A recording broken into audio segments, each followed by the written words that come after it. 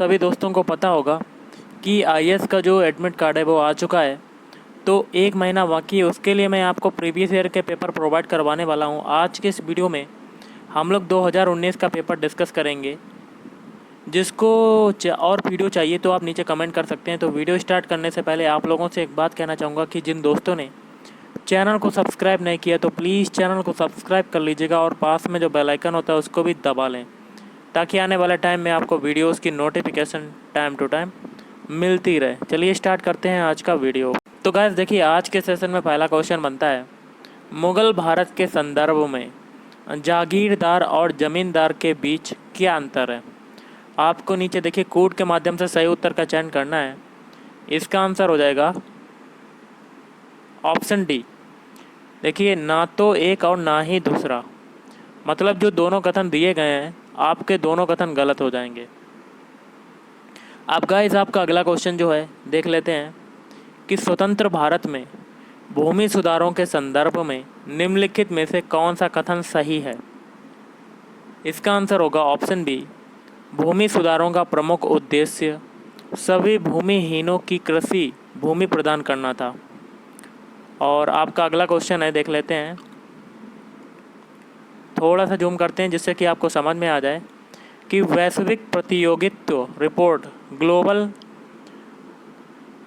Competitiveness report कौन प्रकाशित करता है। तो इसका आंसर हो जाएगा ऑप्शन सी, विश्व आर्थिक मंच या वर्ल्ड इकोनॉमिक फोरम। अगला आपका क्वेश्चन है, चार्टर एक्ट 1813 के संबंध में निम्नलिखित कथनों पर विचार करना है और कोड के माध्यम से आपको आंसर बताना है। इसका हो जाएगा ऑप्शन ए, केवल एक और दो, मतलब दोनों जो स्टार्टिंग के जो दो कथन हैं वो सही हो जाएंगे। जिसमें पहला कहता है, इसने भारत में ईस्ट इंडिया कंपनी के व्यापार एकाधिपत्य को चाय का व्यापार तथा चीन के साथ व्यापार को छोड़कर समाप्त कर दिया। और दूसरा है, इसने कंपनी द्वारा अधिकार में लिए गए भारतीय राज्य क्षेत्रों पर ब्रिटिश राज या क्राउन की संप्रभुता को सुदृढ़ किया। गाइस आपका अगला क्वेश्चन है, देख लेते हैं कि स्वदेशी आंदोलन के संदर्भ में निम्नलिखित कथनों पर विचार करना है और कौन सा कथन सही है नीचे कोड के माध्यम से बताना है। तो इसका आंसर हो जाएगा ऑप्शन सी, दोनों कथन सही हैं। पहला कथन कहता है, इसने देसी शिल्पकारों के कौशल तथा उद्योगों को पुनर्जीवित करने में योगदान दिया। और दूसरा है, स्वदेशी आंदोलन के एक अवयव के रूप में राष्ट्रीय शिक्षा परिषद की स्थापना हुई थी।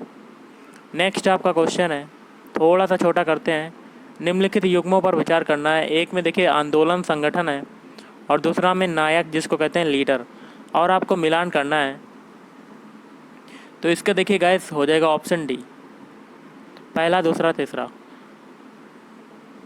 मतलब पहला जो है आपका हो जाएगा, मतलब आपको युग्म बताना कौन सा सही है। अखिल भारतीय अस्पृश्यता विरोधी लीग, इसके नायक थे महात्मा गांधी, ये भी सही है। फिर आपका बनता है अखिल भारतीय किसान सभा, इसके नायक थे स्वामी सहजानंद सरस्वती। फिर आता है आत्मसम्मान आंदोलन, इसके नायक थे E V Ramaswamy Naicker. Okay, next आपका है, निम्नलिखित में से कौन सा एक हड़प्पा स्थल नहीं है। ऑप्शन सी, सोह गौरा। बाकी के जैसे कि चन्नू दड़ो, कोट दीजी और देसलपुर, ये आपके हड़प्पा स्थल हैं। और अगला आपका क्वेश्चन गाइस देखते हैं, थोड़ा सा जूम करते हैं कि निम्नलिखित में से किस उभारदार मूर्ति शिल्प रिलीफ स्कल्पचर शिलालेख में अशोक के प्रस्तर रूप चित्र के साथ रान्यो अशोक या राजा अशोक उल्लेखित है। Option A, Kanaganahalli. अगला है, निम्नलिखित पर विचार करना है और कौन नीचे कहता है उपयुक्त में से कौन सी विशेषता या विशेषताएं महायान बौद्ध मत की हैं। तो इसका हो जाएगा ऑप्शन डी, स्टार्टिंग के तीनों हो जाएंगे।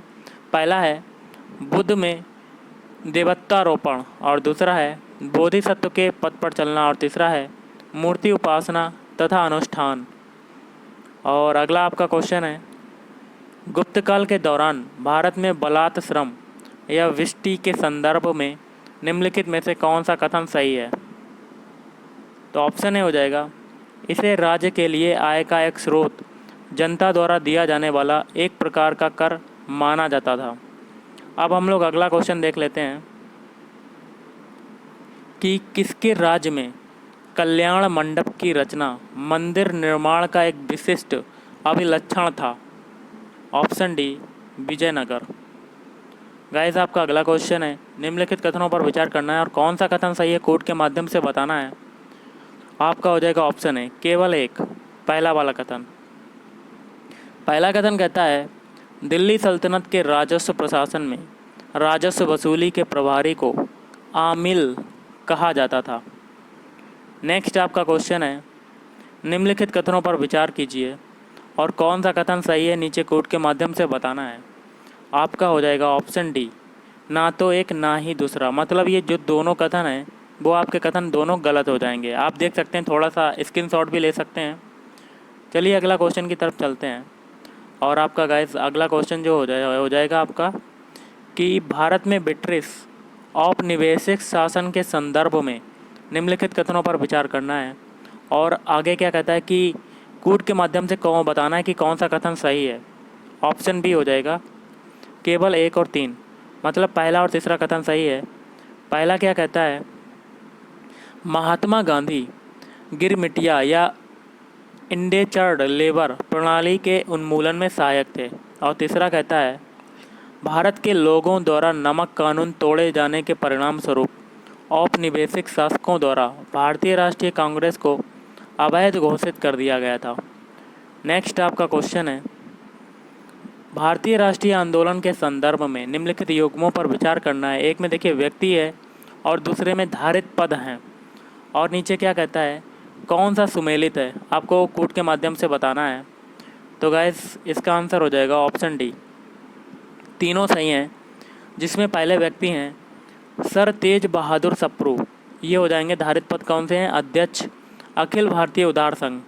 फिर है केसी नियोगी, इनका हो जाएगा सदस्य संविधान सभा। और फिर है पीसी जोशी, इनका हो जाएगा महासचिव भारतीय साम्यवादी दल। गाइस आपका अगला क्वेश्चन जो है कि मियां तानसेन के संदर्भ में निम्नलिखित में से कौन सा कथन सही नहीं है। तो ऑप्शन ए हो जाएगा सम्राट अकबर द्वारा इन्हें दी गई उपाधि तानसेन थी, ये आपका गलत हो जाएगा। और बाकी के जो तीन हैं वो सही हो जाएंगे। जिसमें बी कहता है तानसेन ने हिंदू देवी देवताओं से संबंधित ध्रुपदों की रचना की और तानसेन ने अपने संरक्षकों से संबंधित गानों की रचना की। और अगला आपका कहता है तानसेन ने अनेक रागों की मौलिक रचना की। ओके, और अगला आपका क्वेश्चन देख लेते हैं गाइस, 17वां। इनमें से किस मुगल सम्राट ने सचित्र पांडुलिपियों से ध्यान हटाकर चित्राधार या एल्बम और वैयक्तिक रूप चित्रों पर अधिक जोर दिया। तो ऑप्शन सी, जहांगीर। और नेक्स्ट आपका है निम्नलिखित में से कौन सा नेशनल पार्क पूर्णतया शीतोष्ण अल्पाइन कटिबंध में स्थित है। ऑप्शन डी हो जाएगा इसका फूलों की घाटी नेशनल पार्क। आपका अगला क्वेश्चन है अटल नव प्रवर्तन या इनोवेशन मिशन किसके अधीन स्थापित किया गया। इसका आंसर आपका हो जाएगा ऑप्शन सी, श्रम एवं रोजगार मंत्रालय। और आपका अगला क्वेश्चन है गाइस, जून की 21वीं तारीख को सूर्य क्या होगा। ऑप्शन ए, उत्तर ध्रुवीय व्रत पर क्षितिज के नीचे नहीं डूबता है। और अगला आपका क्वेश्चन देख लेते हैं कि निम्नलिखित में से कौन सा एक पादप समूह नवीन विश्व या कह सकते हैं न्यू वर्ल्ड में कृषि योग्य बनाया गया तथा इसका प्राचीन विश्व या कह सकते हैं ओल्ड वर्ल्ड में प्रचलन शुरू किया गया। ऑप्शन ए, तंबाकू, कोको और रबड़। नेक्स्ट आपका है निम्नलिखित कथनों पर विचार करना है और आपको कोड के माध्यम से बताना है कि कौन सा कथन सही है। इसका हो जाएगा ऑप्शन है केवल पहला वाला। पहला कथन कहता है एशियाई शेर प्राकृतिक रूप से सिर्फ भारत में पाया जाता है। अगला है निम्नलिखित युग्मों पर विचार करना है, प्रसिद्ध स्थान है और नदी हैं। और इसमें से कौन सा आपका सही सुमेलित है ये बताना है कोड के माध्यम से। ऑप्शन है केवल 1 और 2। पहला है प्रसिद्ध स्थान पंढरपुर, इसका नदी हो जाएगा चंद्रभागा। और दूसरा है तिरुचिरापल्ली, इसका हो जाएगा कावेरी नदी। और आपका अगला क्वेश्चन देख लेते हैं कि किसी दिए गए वर्ष में भारत में कुछ राज्यों में आधिकारिक गरीबी रेखाएं अन्य राज्यों की तुलनाओं में उच्चतर हैं, क्योंकि? तो इसका हो जाएगा आपका ऑप्शन बी, कीमत स्तर अलग अलग राज्य में अलग अलग होता है। अगला है निम्नलिखित में से किसके संदर्भ में कुछ वैज्ञानिक पच्छाव मेघ विरलन तकनीक तथा समताप मंडल में सल्फेट वायु विलय अंतःक्षेपण के उपयोग का सुझाव देते हैं? इसका आंसर हो जाएगा ऑप्शन डी, भूमंडलीय तापन को कम करने के लिए। नेक्स्ट आपका है निम्नलिखित में से किसके संदर्भ में ताप अपघटन और प्लाज्मा गैसीकरण शब्दों का उल्लेख किया गया है? इसका हो जाएगा ऑप्शन डी, अवशिष्ट से ऊर्जा प्रौद्योगिकी। और आपका अगला क्वेश्चन गाइस देख लेते हैं, निम्नलिखित में से कौन से अगस्त्यमाला जीव मंडल रिजर्व में आते हैं? ऑप्शन ए नेयार पेपारा और से जुड़ने वन्य जीव प्राणी अभयारण्य और कलाकण मुंदतुराई बाघ रिजर्व, ये आते हैं आपके। नेक्स्ट आपका है निम्नलिखित कथनों पर विचार करना है और कोड के माध्यम से बताना कि कौन सा कथन सही है। ऑप्शन डी हो जाएगा, चारों कथन सही हैं, जिसमें पहला कथन क्या है, समुद्री कच्छपों की कुल जातियां शाक भक्षी होती हैं। और दूसरा है मछली की कुल जातियां शाक भक्षी होती हैं और समुद्री स्तनधारियों स्तनपाइयों की कुछ जातियां शाक भक्षी होती हैं और सांपों की कुछ जातियां सजीव प्रजक होती हैं। ओके, अब आपका अगला क्वेश्चन गाइस देख लेते हैं। नेक्स्ट क्वेश्चन क्या कहता है, निम्नलिखित युग्मों पर विचार करना है। देखिए, एक में वन्य प्राणी हैं और प्राकृतिक रूप से कहाँ पाए जाते हैं, ये आपको बताना है कोड के माध्यम से। ऑप्शन सी हो जाएगा केवल 1 और 3, मतलब पहला और तीसरा सही हो जाएगा।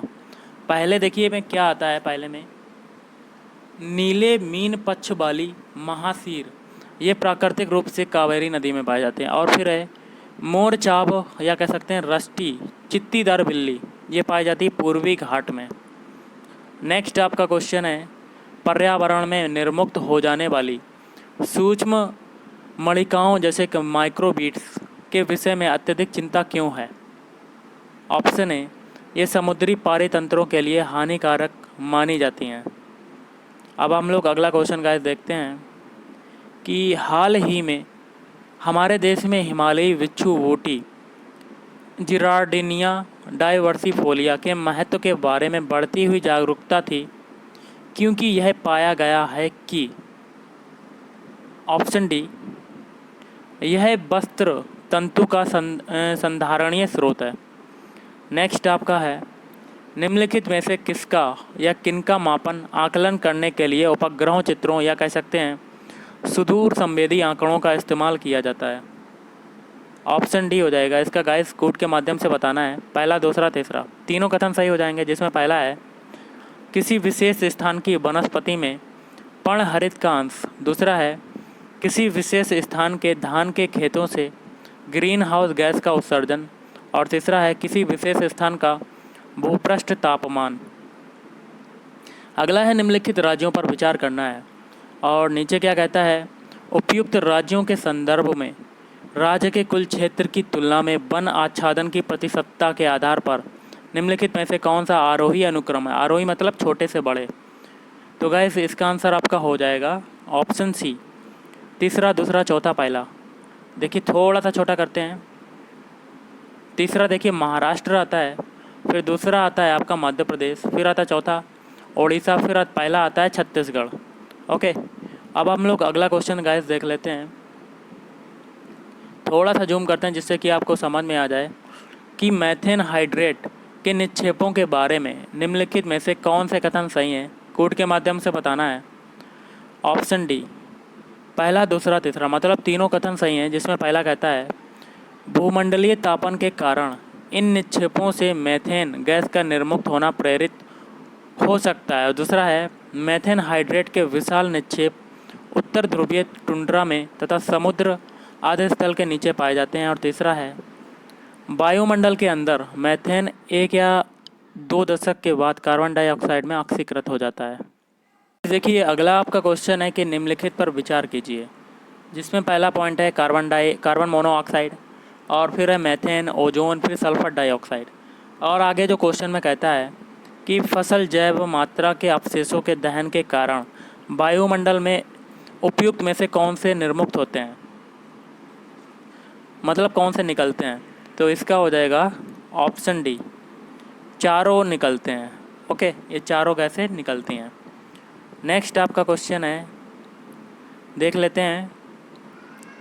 देखिए गाइस, निम्नलिखित युग्मों पर विचार करना है।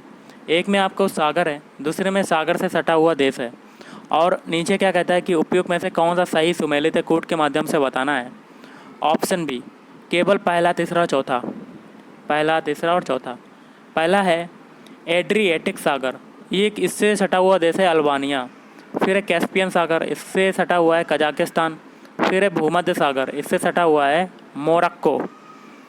नेक्स्ट आपका है क्वेश्चन, निम्नलिखित में से कौन सा देश पिछले 5 वर्षों के दौरान विश्व में चावल का सबसे बड़ा निर्यातक रहा है। Option B, Bharat. अगला है निम्नलिखित युग्मों पर विचार करना है। एक में हिमनद है और दूसरे में नदी हैं, कूट के माध्यम से बताना है। तो इसमें हो जाएगा ऑप्शन ए, पहला, दूसरा, चौथा।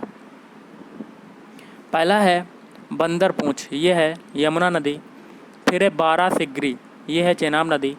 फिर है सियाचिन, ये हो जाएगा नुब्रा नदी। नेक्स्ट आपका क्वेश्चन देखते हैं गाइस, कि भारत में कार्बोफ्यूरेन, मेथिल पैराथियोन, फोरेट और ट्राईएजोफास के इस्तेमाल को आशंका से देखा जाता है। ये रसायन किस रूप से इस्तेमाल किए जाते हैं। ऑप्शन ए, कृषि में पीड़कनाशी। नेक्स्ट आपका है, निम्नलिखित कथनों पर विचार करना है और कोट के माध्यम से बताना है कि कौन सा सही है, कौन सा कथन सही है। तो ऑप्शन सी हो जाएगा, केवल तीसरा वाला। तीसरा क्या कथन कहता है, आर्द्र भूमि, या कह सकते हैं संरक्षण और प्रबंधन नियम 2010 आर्द्र भूमियों के अपवाह क्षेत्र या जल ग्रहण क्षेत्रों को भी सम्मिलित करते हैं, जैसे कि प्राधिकार द्वारा निर्धारित किया गया है।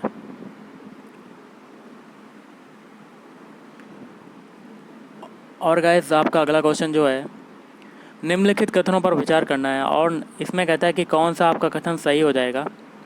तो गाइस इसका आंसर आपका हो सकता है ऑप्शन डी, पहला, तीसरा, चौथा। पहला कथन, जो पहला स्टेटमेंट कहता है कृषि मुद्राएं पर्यावरण में नाइट्रोजन के ऑक्साइड निर्मुक्त करती हैं, और सेकंड कहता है मवेशी पर्यावरण में अमोनिया निर्मुक्त करते हैं, और थर्ड जो स्टेटमेंट है कुक्कुट उद्योग पर्यावरण में अभिक्रियाशील नाइट्रोजन यौगिक निर्मुक्त करते हैं। नेक्स्ट आपका क्वेश्चन है, अलियार, ईसापुर और कमसावती जैसे ज्ञात स्थानों से क्या समानता है, में क्या समानता है। ऑप्शन डी हो जाएगा जल भंडार। नेक्स्ट आपका है, सार्वजनिक परिवहन में बसों के लिए ईंधन के रूप में हाइड्रोजन संवर्धित जैसे कि सीएनजी, जिसको कहते हैं हाइड्रोजन सीएनजी का इस्तेमाल करने के प्रस्तावों के संदर्भ में निम्नलिखित कथनों पर विचार करना है। और आगे कहता है कि इसमें से कोड के माध्यम से बताना है कि कौन सा आपका स्टेटमेंट जो है वो ट्रू है। इसका आंसर हो जाएगा ऑप्शन बी, दूसरा और तीसरा। देखिए सेकंड वाला जो स्टेटमेंट है वो कहता है ईंधन के रूप में हाइड्रोजन सीएनजी कार्बन डाइऑक्साइड और हाइड्रोकार्बन उत्सर्जनों को कम करती है। और आपका जो तीसरा कहता है, देखिए स्टेटमेंट में आपका जो हुआ था मैंने आपको बताया था, इसका जो था ऑप्शन बी, दूसरा और तीसरा। मतलब तीसरा जो स्टेटमेंट है वो आपका क्या है, बसों के लिए ईंधन के रूप में सीएनजी के साथ हाइड्रोजन को आयतन के आधार पर 5वें हिस्से तक मिलाया जा सकता है। और आपका अगला क्वेश्चन देख लेते हैं गाइस, कि मेघाच्छिद रात में ओस की बूंदें क्यों नहीं बनती। इसका मेन रीज़न होता है ऑप्शन बी, पृथ्वी के विकिरण को बादल वापस परावर्तित कर देते हैं, रिफ्लेक्ट कर देते हैं। नेक्स्ट आपका है निम्नलिखित कथनों पर विचार करना है और आपको कोड के माध्यम से स्टेटमेंट जो सही है, ट्रू है, उसको बताना है। इसका हो जाएगा ऑप्शन बी, केवल दूसरा वाला। सेकंड स्टेटमेंट कहता है भारत के संविधान के 99 संशोधन को भारत के उच्चतम न्यायालय ने अभिखंडित कर दिया है क्योंकि यह न्यायपालिका की स्वतंत्रता का अतिक्रमण करता था। और आपका अगला कथन जो क्वेश्चन है वो कहता है निम्नलिखित कथनों पर विचार करना है और कोड के माध्यम से ही बताना है। इसका आंसर हो जाएगा ऑप्शन सी, तीसरा और चौथा कथन सही है। तीसरा क्या कहता है भारत के उच्चतम न्यायालय के न्यायाधीशों के महाभियोग की प्रक्रिया के ब्यौरे न्यायाधीश या कह सकते हैं जांच अधिनियम 1968 में दिए गए हैं।